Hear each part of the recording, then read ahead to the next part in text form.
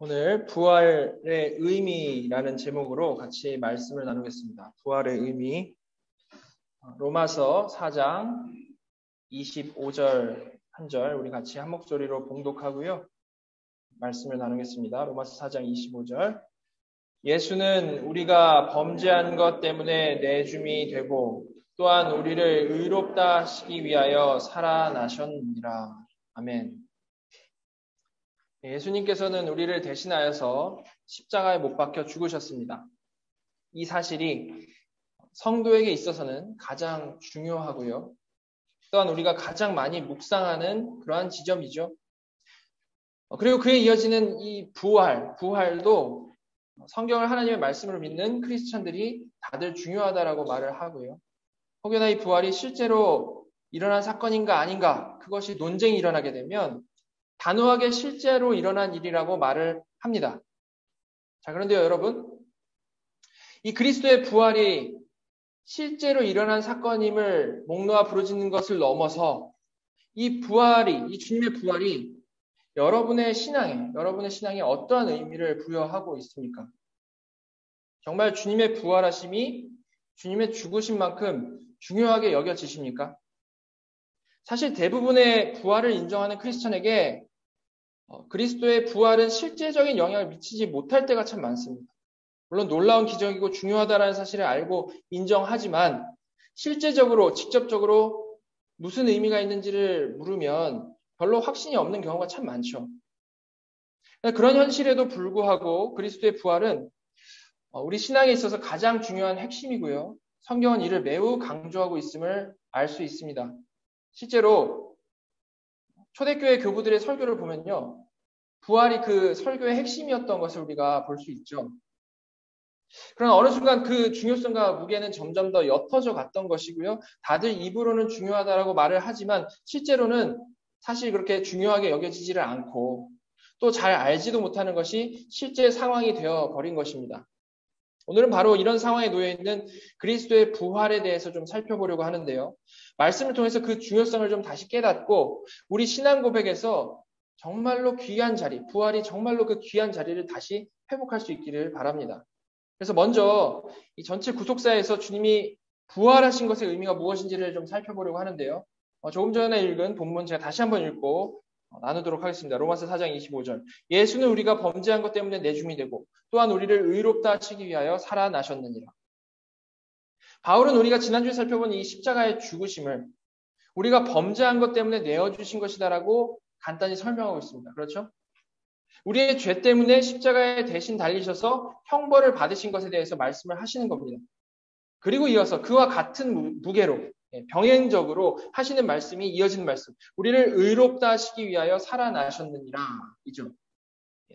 여러분 이건 물론 부활에 대해서 하는 말씀이고요. 부활의 목적을 분명히 하시는 그러한 말씀인 겁니다. 그런데 여러분 우리는 일반적으로 우리를 의롭다 하시는 그리스도의 의에 대해서 생각을 할 때 바로 생각나는 게 뭡니까? 부활이 아니고 우리는 주로 바로 십자가만을 생각하죠. 물론 지난주에 말씀드린 대로 주께서는 율법의 요구를 다 이루시고 의로운 제물로서 십자가에 돌아가셨으니까 그렇게 생각하는 것 자연스럽습니다. 그래서 십자가에서 죽으심이 우리를 의롭게 하시기 위함이라고 말할 수 있죠. 하지만 사실 그리스도의 십자가의 죽으심으로 우리에게 의가 전가되었다라고 말하는 것은 약간 모자란 표현이라는 겁니다. 왜냐하면 그렇게 말하게 되면 그리스도의 죽으심이 그 결론인 것으로 오해를 할 수 있기 때문이죠. 물론 그렇게 말할 수 있으나 좀 더 디테일하게 말하면 더 완벽하다라는 겁니다. 사도 바울은 이렇게 말을 하고 있습니다. 고린도전서 15장 14절. 그리스도께서 만일 다시 살아나지 못하셨으면 우리가 전파하는 것도 헛것이요 또 너희 믿음도 헛것이며. 이 말씀을 근거로 생각을 해볼 때요. 많은 사람들이 그러하듯이 우리의 이해가 그리스도의 십자가에서 딱 끝나버리면 사실 그것은 잘못된 것이 되는 겁니다. 왜냐하면 그리스도의 다시 사심, 부활이 없이는 십자가는 헛것이 되어버리기 때문이죠. 이처럼 그리스도의 부활은 절대 십자가와 떼어서 생각할 수 있는 어떤 것이 아니고 오히려 부활로 인해 그리스도의 십자가는 완성이 되는 거죠. 이렇게 그리스도의 성취하심, 그로 인한 의의 전가를 말을 할 때 우리는 십자가에 딱 붙어 있는 너무나도 당연한 결과, 그리스도의 부활을 무조건 같이 생각을 해야 되는 겁니다. 자, 그래서 그리스도의 십자가 부활의 관계를 좀 정리를 해보면요. 십자가를 성도들의 죄를 사하기 위한 영단번의 제사, 죄를 사하기 위한 영단번의 제사로 봤을 때에 부활은 그 하나님에게 드려진 영단번의 그 화목 제사가 완벽히 받아들여졌음을 증명하는 사건이 되는 겁니다. 이렇게 부활은요, 삼위일체 하나님의 구속 언약에서 성자 예수님께서 맡으신 그 대속하심 있죠? 대속이 십자가를 통해서 완벽히 성취되었음을 보증하는 사건이라는 겁니다. 자, 이에 대해서 게알더스 보스는 이렇게 설명합니다. 그리스도를 사망으로부터 다시 살리심으로써 하나님께서는 그리스도의 속죄 사역이 절대적으로 완벽하고 완전하다는 사실을 최고 재판관으로서 확증하셨다. 부활은 그리스도께서 죽음의 형벌을 고통스러운 마지막까지 담당하셨으며 그 결과 죄의 지배가 끊어졌고 저주가 영원토록 사라졌다라는 사실을 세상에 알리는 공개적인 선언이다. 이렇게 신자들의 구원을 위해서 주께서 십자가에서 피를 흘리신 것, 돌아가신 것만으로는 그리스도의 사명이 완벽히 완성된 것이 아니고 그 후에 부활하심을 통해서 대속하심의 그 완성의 도장이 딱 찍히는 겁니다. 그리고 그렇게 완성의 부활을 보이신 주님께서는 수많은 사람들이 보는 앞에서 하늘로 승천을 하셨죠. 그렇죠? 자, 이렇게 성육신부터 시작됐고 승천을 마지막으로 하여서 주님의 이 지상 사역이 다 끝나게 되는 것인데요. 그럼 우리가 생각해야 할 다음 단계가 뭡니까? 지상 사역이 그렇게 다 끝났습니다. 승천하셨습니다. 다음 단계가 무엇일까요? 교회 다니는 수많은 사람들이 이렇게 주께서 부활하시고 승천하셔서 지금 이제 이 땅에 안 계시니까 이제 그 다음으로 우리가 바랄 것은 주님의 재림이고 만약에 그 재림 전에 내가 죽게 된다면 바랄 것은 천국 가는 것이다 정도로 우리의 신앙을 생각을 하곤 합니다. 그죠? 여기에 틀린 말 있습니까? 없죠. 없습니다. 다 맞는 말인데요. 예수 믿으면 그렇게 천국 가는 것은 분명히 사실인데 절대 그게 우리 신앙에 있어서 전부가 아니라는 것을 아는 것이 너무나도 중요하다라는 말씀을 하려는 것입니다. 주님이 부활 승천하신 것에서부터 시작해서 재림하시기 전까지 뭡니까? 우리가 살아가는 전체 이 교회 시대 동안 성도들이 그저 죽어서 천국 가는 것만 바라보고 사는 것은 하나님께서 뜻하신 바가 아니라는 것을 우리가 잘 알아야 한다는 겁니다. 절대 그럴 수 없죠. 왜 그럴 수 없습니까? 주님이 승천하셨다라는 의미, 주님이 하늘로 올라가셨다라는 그 의미는 절대 주께서 이제 십자가에서 다 이루시고 은퇴하셨다라는 그런 의미가 아니기 때문입니다. 은퇴하신 게 절대 아니죠. 자, 그럼 어떤 의미입니까? 주님이 승천하셨다라는 것은 은퇴가 아니고 하실 일을 다 이루시고 다시 본래 자리에, 제자리에 돌아가셨다는 의미인 겁니다. 그렇게 제자리에 돌아가셨다라는 것이 의미하는 것이 뭡니까? 바로 그 주님의 본래 자리에서 하늘 보좌 우편 그 본래 자리에서 그냥 지켜보시는 것이 아니라 지금 이 순간도 온 우주 만물을 완벽히 통치하시고 다스리고 계신다는 의미인 것이죠. 주께서는 우리가 예배드리는 지금 이 순간에도 살아서 다스리시고 지금 우리 각자를 보고 계시는 것입니다.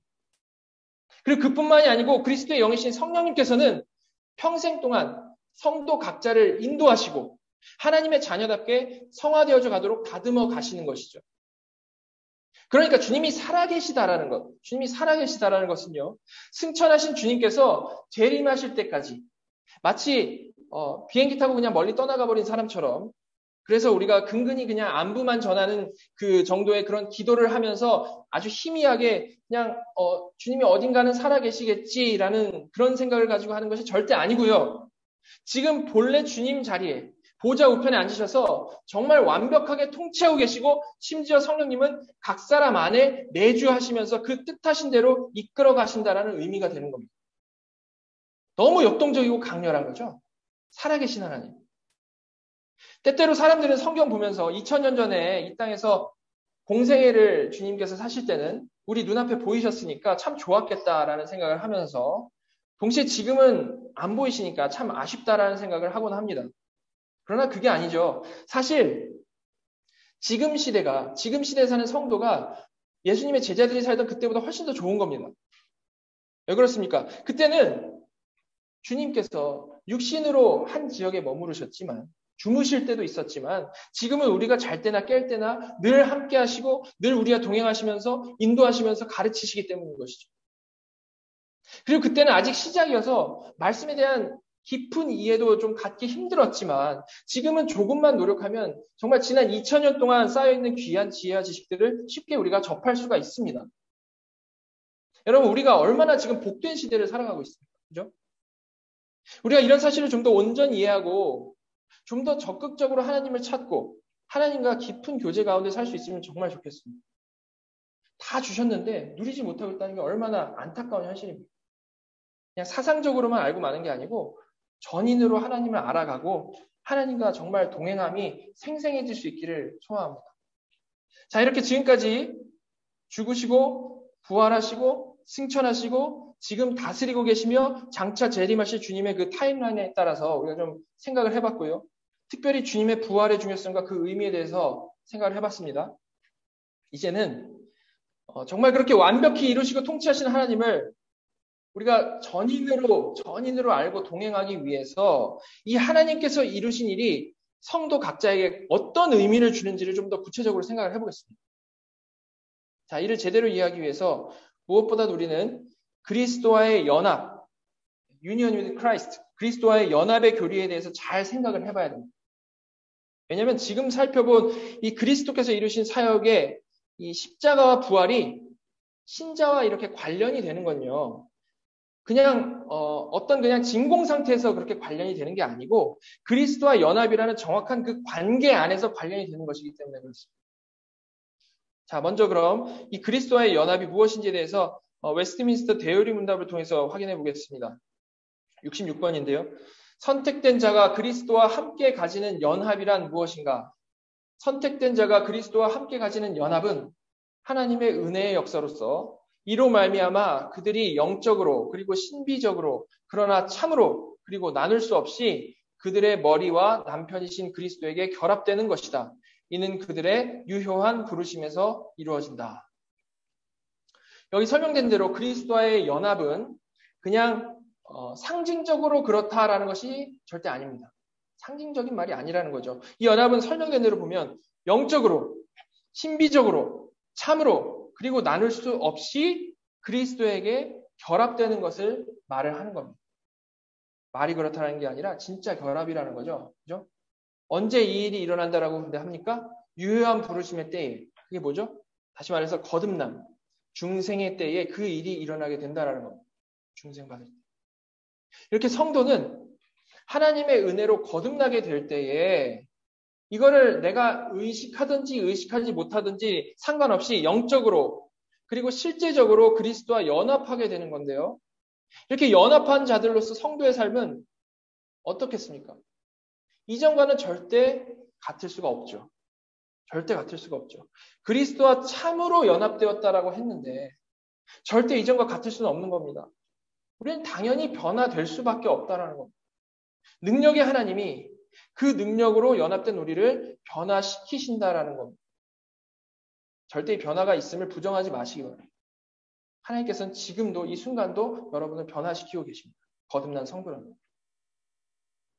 자, 그렇다면 어떻게 변화되어야 가죠? 자, 그런 변화를 우리는 성화라고 하죠. 성화.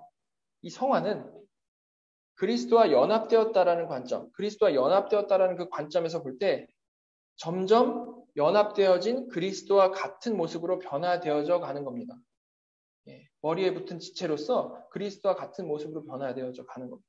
그리고 그런 내적인 변화 때문에 자연스럽게 또 찾아오게 되는 것은 뭐냐면요. 우리가 그 경험하는 삶, 우리의 인생도 우리를 둘러싼 그 상황들도 점점 그리스도와 같은 상황으로 변화되어져 간다라는 겁니다. 왜 그렇게 상황까지 다 변할까요?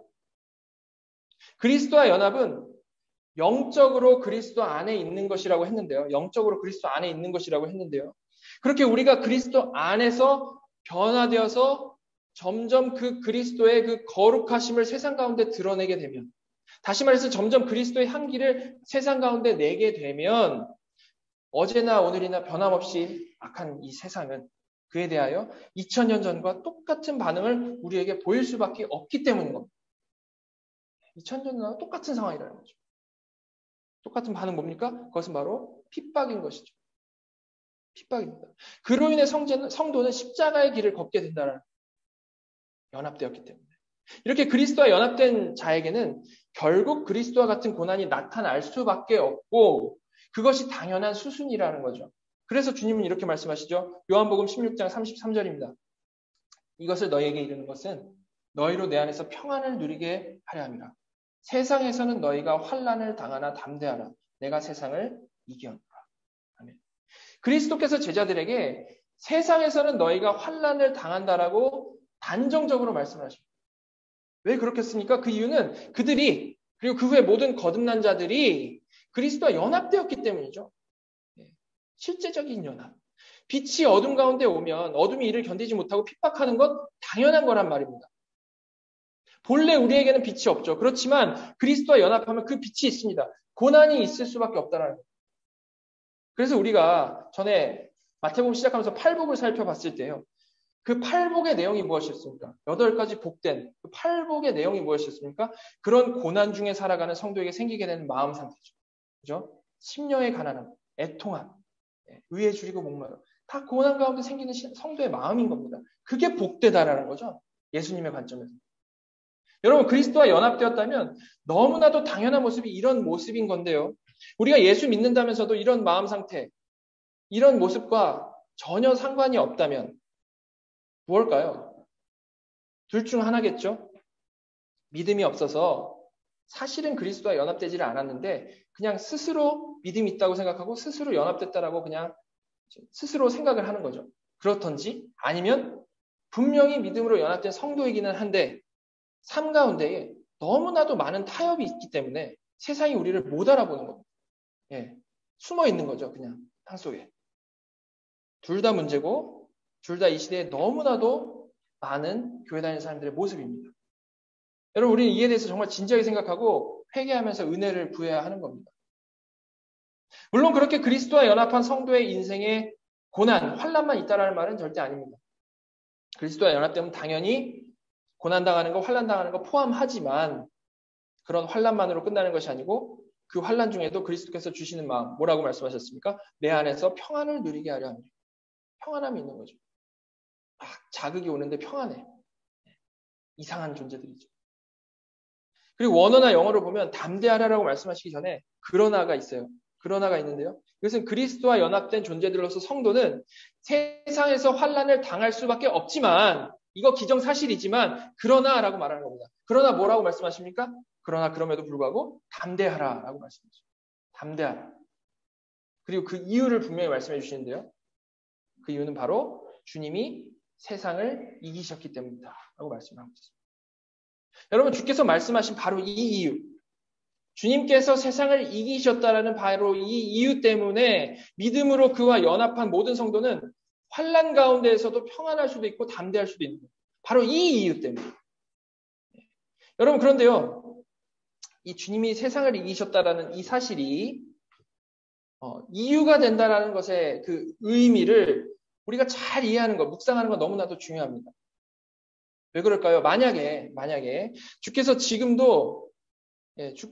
이 순간도 죄와 악과 막 싸우고 계시는 중이라서 앞으로 어떤 결론이 날지 모르는 상황이라면, 만약에 지금 싸우시는 중이라서 앞으로 질 수도 있는 가능성이 조금이라도 남아있다라면요, 그런 상황에서 이 주님의 우리를 향한 담대하라라는 명령이 떨어졌다면 그건 어떤 의미일까요?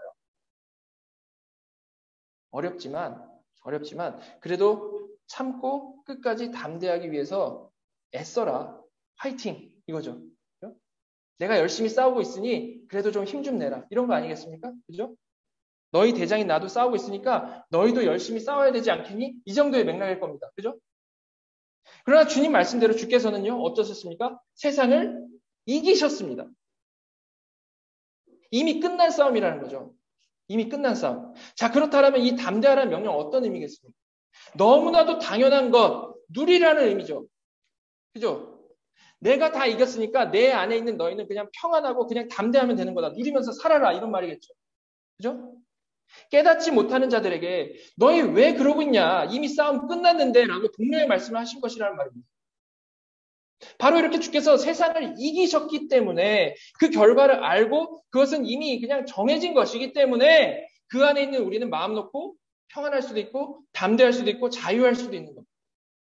여러분 이것은 정말 엄청난 복인 거죠. 잘 생각해 보시기 바랍니다. 자, 바로 이런 주님께서 세상을 이겨버리신 것. 그리스도 안에 연합된 우리에게 완벽한 평안과 담대함을 가질 수 있게 하신 이미 완벽히 성취된 사건. 그것이 무엇입니까?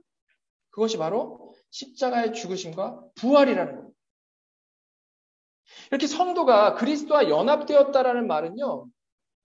단지 그리스도와 동행하면서 살아가고 그로 인해 늘 그 도우심과 인도함을 받는다라는 그런 의미만이 아니라 물론 그것만으로도 엄청난 것이죠. 근데 그것만이 아니고 이미 그리스도께서 성취하신 모든 일을 그리스도 안에서 그대로 받아서 누리는 수혜자가 되었다라는 의미이기도 하다라는 겁니다. 십자가 부활은 주님께서 경험하시고 이루신 것이지만 성도는 그리스도 안에 있기 때문에 내가 한 것으로 여김받으며 경험해 나간다라는 것이죠. 이게 진짜 너무 엄청난 복이라는 거예요. 그냥 내가 너와 동행해 줄게 수준이 아니라는 겁니다. 자, 바로 이런 이해를 가지고 그럼 나에게 이 직접 적용되는 그리스도의 죽으시고 부활하심, 특별히 그 결론이 되는 부활의 의미가 무엇인가에 대해서 좀 더 자세히 살펴보겠습니다. 이 그리스도의 부활의 의미가 나에게 그대로 적용된다면 이를 제대로 하는 건 너무나도 중요하겠죠? 자, 디모데전서 보면서 생각해 보겠습니다. 디모데전서 3장 16절. 크도다 경건의 비밀이요. 그렇지 않다 하느니 없도다. 그리고 이제 바울은 부활에 대해서 이어서 말씀을 하는데요. 그는 육신으로 나타난 바 되시고 영으로 의롭다 하심을 받으시고 천사들에게 보이시고 만국에서 전파되시고 세상에서 믿은 바 되시고 영광 가운데 올려지셨느니라. 자, 부활을 말씀하시는 구절인데요. 부활을 설명하면서 육으로는 다시 나타난 바 되시고 사람들 앞에 나타나셨다는 얘기죠. 그리고 영으로는 즉 영적인 의미로는 그게 무슨 의미인가 하면 의롭다 하심을 받으신 것이라고 지금 구체적으로 말씀을 하고 있습니다. 의롭다 하심을 받으셨다. 바울은 이렇게 부활을 직접적으로 칭의와 연결을 하고 있는 거죠. 바로 이런 맥락에서 신학자들은 부활을 그리스도께서 받으신 그리스도 버전의 칭의라고 표현을 하기도 합니다. 그리고 이와 관련하여서 이미 살펴본 말씀 로마서 우리 4장 25절을 다시 보면요. 여기서 바울은 주님께서 누구를? 우리를 의롭다 하시기 위하여 살아나셨느니라 라고 말씀하셨죠. 네, 우리를 의롭다 하시기 위하여 살아나셨느니라. 이게 무슨 말씀입니까? 이 그리스도가 받으신 칭의인 부활이 정확히 그와 연합한 우리에게도 동일하게 적용되는 것이다. 그 사실을 짚어주는 말씀입니다. 짚어주는 말씀. 이렇게 우리가 잘 아는 이신칭의 교리는요. 단순하게 심플하게만 말하면 믿음으로 의롭다함을 받는다. 믿음으로 의롭다 여김 받는다. 이지만 좀 더 구체적으로 말하면 그 내막이 어떻게 되는가 돌아가는 것인가를 좀 들여다보면 그리스도께서 죽으시고 부활하심으로 이를 통해서 칭의를 받으셨는데 믿음으로 그 그리스도와 연합한 성도는 바로 그 그리스도의 그 부활하심 때문에 그 안에서 의롭다함을 받는 것이다 라는 그런 말이 나는 거죠. 이신칭의 믿음으로와 의롭다함을 받는다 사이에 믿음으로 그리스도와 연합하여 그 안에서 그리스도가 부활하심으로 받으신 그 칭의를 우리도 받는다. 의롭다 하심을 받는다. 그런 의미가 된다는 것이죠. 그래서 사도 바울은 고린도전서에서 이렇게 말씀하죠. 고린도전서 15장 17절. 그리스도께서 다시 살아나신 일이 없으면 너희의 믿음도 헛되고 너희가 여전히 죄 가운데 있을 것이고 그리스도께서 부활하시지 않았더라면 우리의 믿음도 헛되고 우리가 여전히 죄 가운데 있을 것이다 라고 말씀하는데 이게 무슨 말씀입니까? 부활이 없으면 여전히 죄 가운데 있을 것이다. 즉 부활이 없으면 칭의도 없는 것이기 때문에 너희는 여전히 죄 가운데 있을 수밖에 없다라는 말씀입니다. 이렇게 믿음으로 그리스도와 연합하여서 삶 가운데 고난이 나타나고 마음의 팔복이 드러나는 그런 성도는요. 다른 이유가 아니라 그들이 그리스도 안에 있기 때문에 칭의와 성화의 복을 누리게 되는 것이고요. 그뿐만 아니라 그들은 결국 장차 몸의 부활에까지 무조건 도달하게 된다는 겁니다.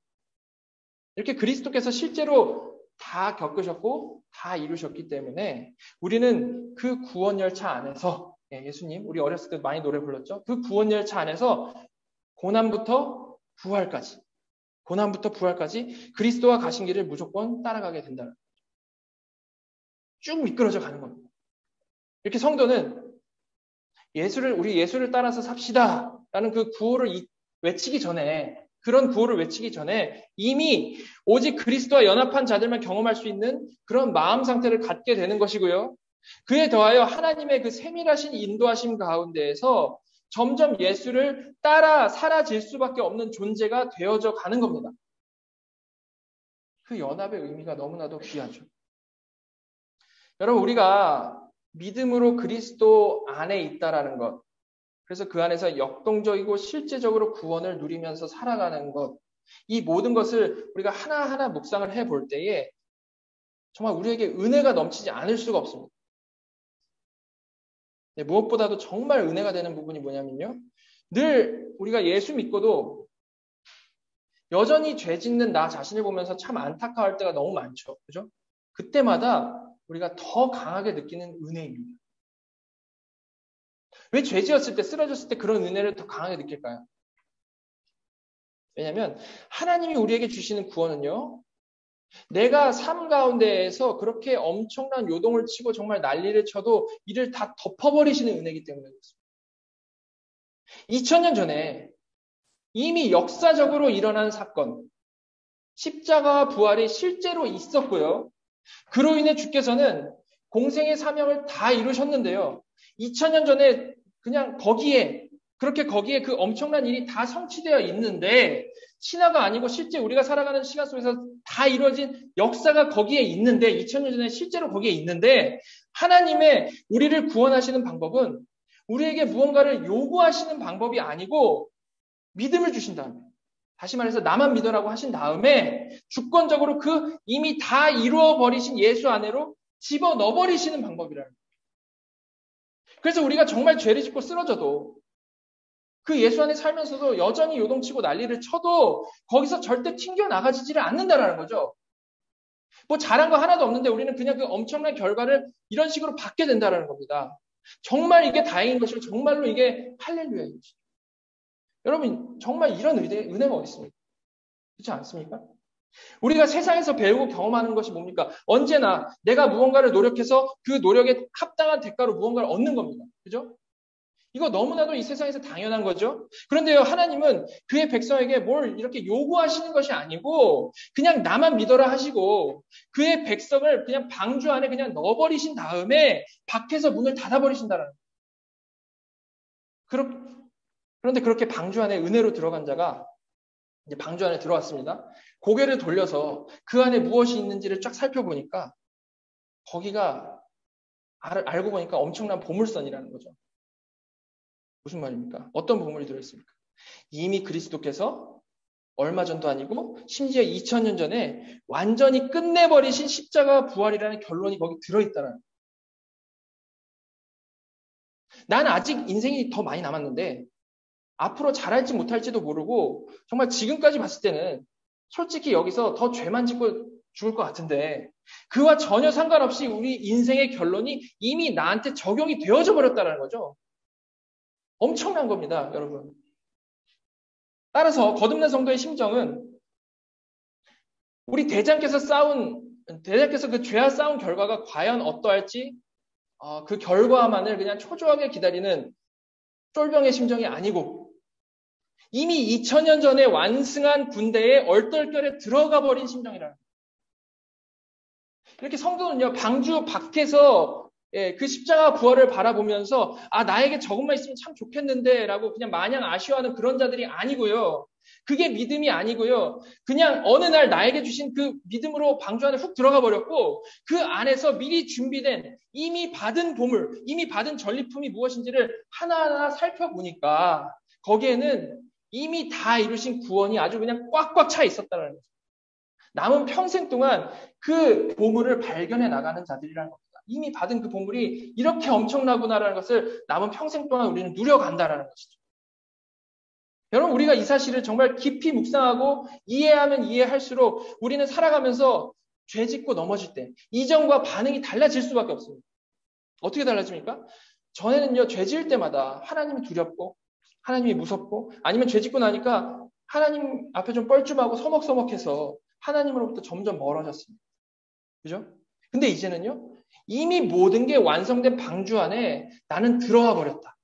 이미 십자가와 부활은 나에게 적용되었다라는 것을 알아버렸기 때문에, 그리고 살펴본 대로 그 십자가로부터의 그 부활이 의미하는 것은 완벽한 의로움에 대한 선포라는 것을 알아버렸기 때문에 나를 바라보면 여전히 이 모양 이 꼴임에도 불구하고 이제는 그로 인해서 하나님으로부터 멀어지고 서먹서먹해지는 게 아니고 갈수록 그저 그 은혜에 더더욱 감사할 수밖에 없게 된다는 거죠. 갈수록 더 감사합니다. 죄가 더한 곳에 은혜가 넘쳤나요? 여러분, 이걸 깨닫기 전에는요, 우리가요, 말은 복음을 믿습니다. 실제로 그러면서 아주 성실하게 오랜 생활, 오랫동안 그냥 신앙생활을 해왔음에도 불구하고 솔직한 마음은, 아주 솔직한 마음, 내 마음 깊숙한 데를 들여다보면 사실 그 하나님이 아버지가 아니고 의로우신 주인입니다. 죄 지어서 혼날까봐, 혹여나 나를 싫어하실까봐 슬슬 눈치 보면서 신앙생활을 하는 거죠. 그런데 이제는 날 위해 모든 것을 버리신 아빠 품에 있다는 것이 너무 감사하고 너무 믿음직해서 갈수록 그 은혜만 찬양하는 존재가 된다는 거죠. 여러분, 이런 마음의 변화는요, 바로 그리스도께서 십자가에서 이루신 그 영단번의 제사가 완벽했다라는 것을 증명한 그 엄청난 부활의 능력에 의해서 일어나는 것입니다. 부활의 능력. 그리스도께서 실제로 우리를 대신하여서 죽으시고 다시 살아나셨기 때문에, 이미 부활이라는 컨펌 도장이 찍혀버렸기 때문에 이미 끝난 게임인 것인데요. 원래 그 안에 들어가는 게 말이 안 되는 죄인들인 우리가 하나님의 주권 아래서 말도 안 되게 그 안에 은혜로 들어가 버림으로 그 부활의 능력을 내 것으로 누리면서 살아가게 된다는 거죠.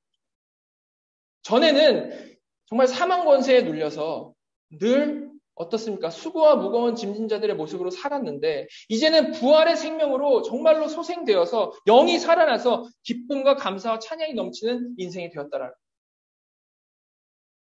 그렇게 주 안에서 늘 그 부활의 생명력을 생생하게 누리면서 또한 사탄이 더 이상 참소를 할 수가 없기 때문에 그 안에서 정말 완벽한 자유를 누리면서 진리를 알지니 진리가 너희를 자유케 하리라. 그 자유를 누리면서 몸은 세상에 속해 있지만 실제로는 이미 온 하나님 나라를 살아가는 영광스러운 하나님 나라 백성으로 우리가 살아가게 된다는 것이죠.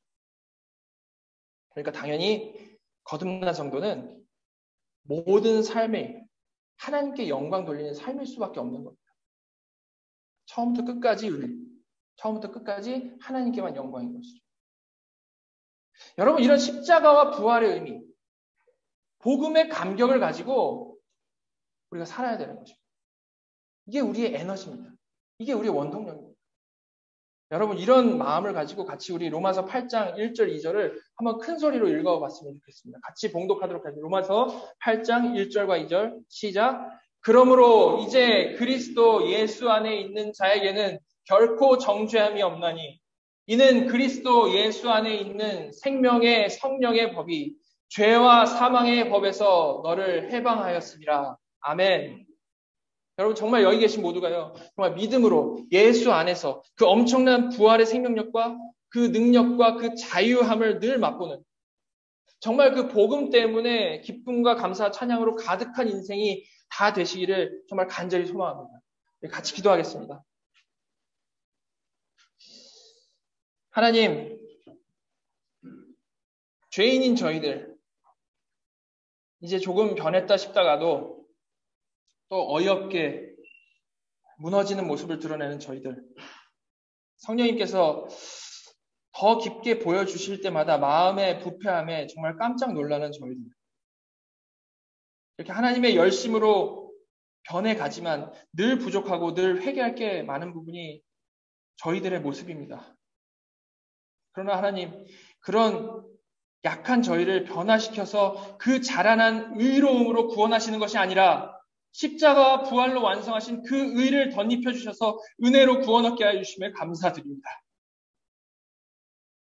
하나님, 저희가 이 은혜의 복음을 날마다 더 깊이 깨닫게 하여 주시고 믿는다고 하면서도 늘 낙심하고 늘 지옥 같은 인생을 살아가는 자들이 아니라 정말 그 믿음으로 이미 방주 안에 들어가 버렸고 그 안에 십자가와 부활의 영광스러운 의가 내 것이라는 그 믿음으로 진짜 생생하게 이미 온 하나님 나라를 살아가는 저희 모두가 되게 하여 주시옵소서. 하나님 아버지, 정말 그 은혜만 붙들고 정말 전심으로 하나님께 찬양하며 영광 돌리며 살아가는 저희 모두가 되게 인도하여 주시옵소서. 지금 살아서 저희의 예배를 받으시는 우리 구주 예수 그리스도의 이름으로 감사하며 기도드렸습니다. 아멘.